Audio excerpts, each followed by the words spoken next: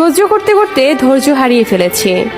তবু মনকে বুঝিয়েছি, আজ নয়তো কাল ঠিকই সব ঠিক হয়ে যাবে।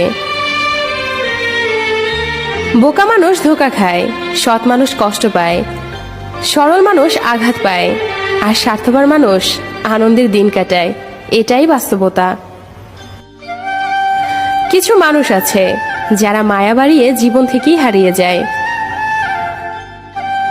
জীবন মানে কিছুটা হাসি, কিছুটা কান্না, বাকিটা অভিনয়। স্বপ্ন পেয়েও যতটুকু পেয়েছি ততটুকুই বা কজন পায়। এই চিন্তাধারা যাদের মধ্যে আছে, কষ্টের পৃথিবীতেও তারাই প্রকৃত সুখী। বিশ্বাসটা রক্ষা করতে শিখুন, কারণ একবার সেটা ভেঙে গেলে আর কখনো জোড়া লাগে না। আর তখন সত্য কথাগুলো মিথ্যা মনে হয়।